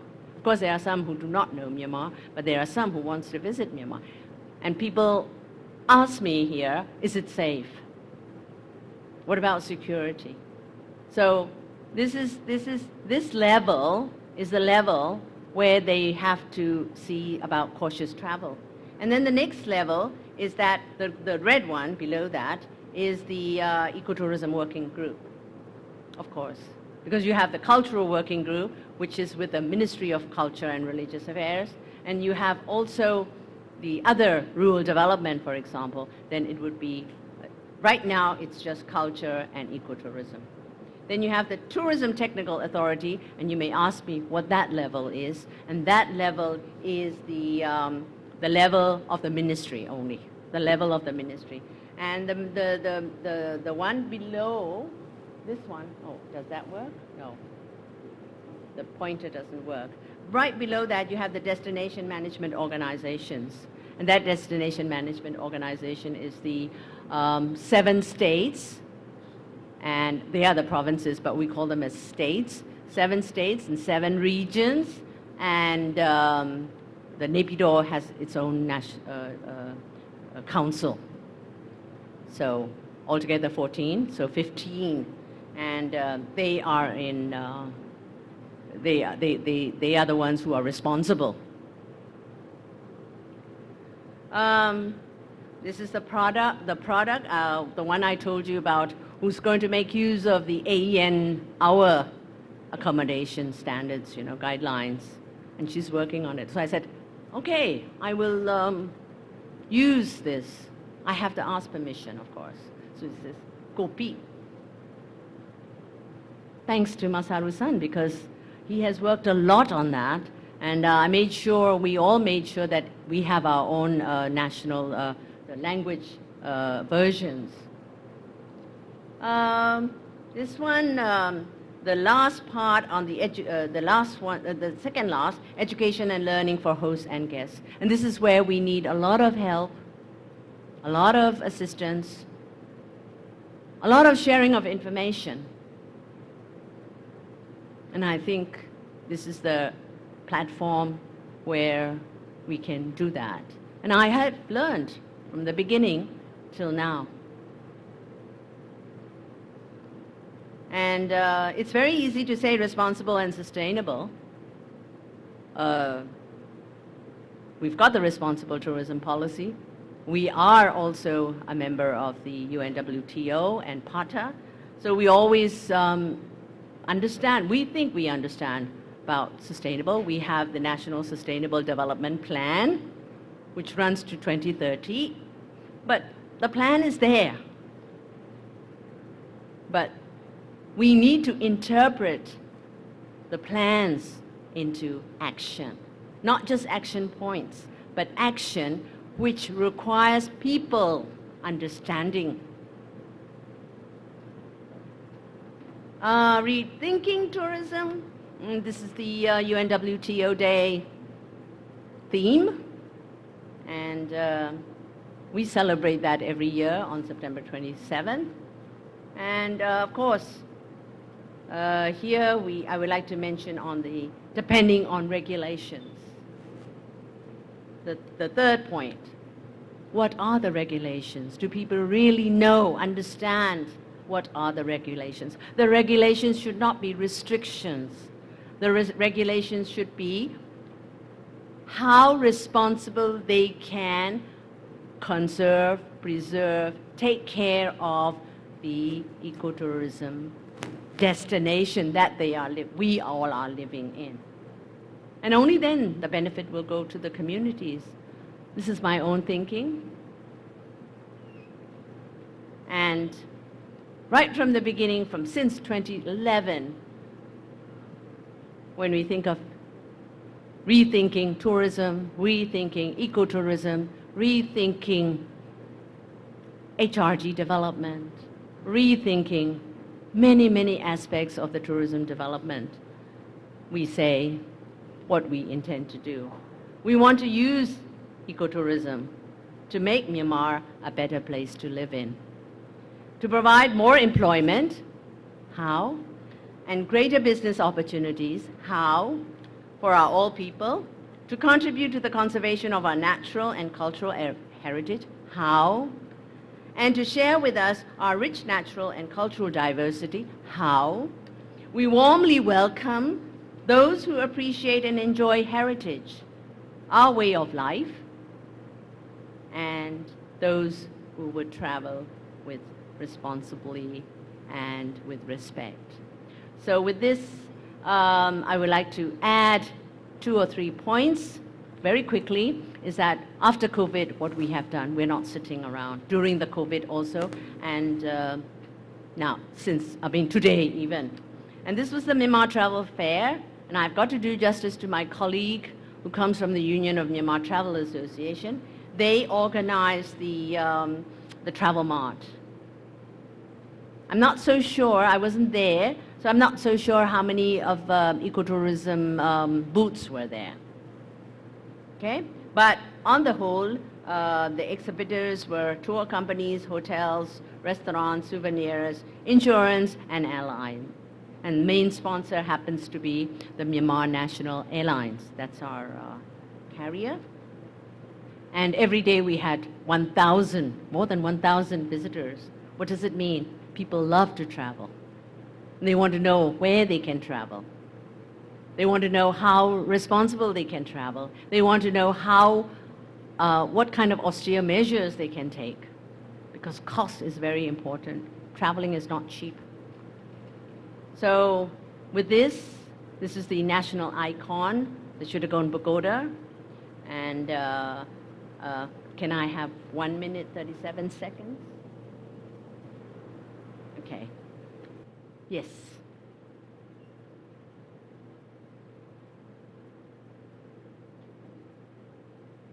Please, can you click on to the video clip?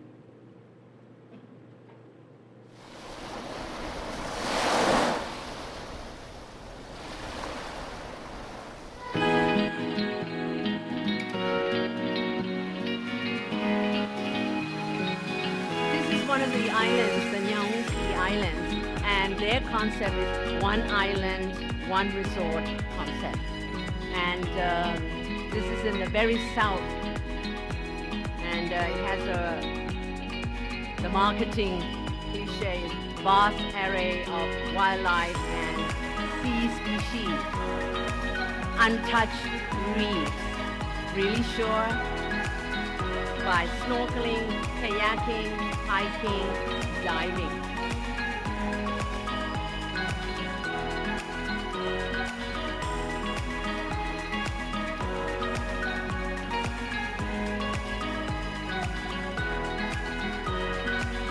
And mostly from the recent surveys that has been done, I was involved in one project, which is the Mekong Lanchan project, and we got the establishment of the tourism research center. That's very recent, and it's just concluded today. We were able to do 3 surveys. One is the inbound survey, and second is the domestic survey and outbound survey. This is not the right time, but the international experts all praised it that we took a bold step. Because without data, how can we do the rethinking, the planning? So we did that, and then, of course, the situation allows only that our neighboring countries, especially Thailand and India, were the two countries who were able to come, or were entered through the 3 international airports. These are the 3 international airports. And then the border checkpoints, all of them are almost all, I should say. It's only the India side which is yet to be opened, and they're doing it gradually. So my Laos colleague was asking me about, Thai colleague as well, was asking me about crossing the border from Tachalik. So Tachalik is opened, Nyawadi also, and Koh Than, of course. The benefit is also to the tour companies from the neighboring countries, because they have their own yachts, and the people from there, the market, you know, the cost is not very low, of course, but the money collection, I should say, comes from the other side of the border, and they just come here to our side, so it doesn't go into our expenditure, of course. But that doesn't matter. These would be the numbers, of course, but we are also taking the example of Philippines on the tourism satellite accounting. And we have to move further, of course. First is on the 3 tables, and then we will work with the Forest Department so that we have data on the ecotourism part. Thank you very much. I'm sorry I've taken up so much of your time, but learning process is both ways. Thank you very much once again. Mabuhay, Mingalaba. Yeah, I hope to see you soon.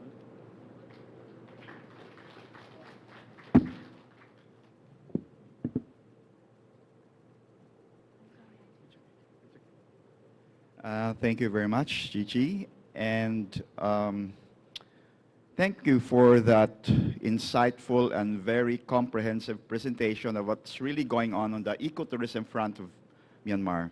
Thank you very much. At this point, we would like to entertain 1 or 2 questions, and then you can direct your questions to the presenters today. 1 or 2. Or wala na? So everything's okay? Okay, so I guess all of us here would agree that each one of us aspires to have a sustainable tourism, a tourism that puts front and center the benefits of conservation, community, commerce, and culture, a tourism that works for resilience and sustainability, and above all, a partnership among nations that embraces authentic ecotourism. My name is Boboy Costas. Thank you for coming here, and good afternoon once again. Mabuhay!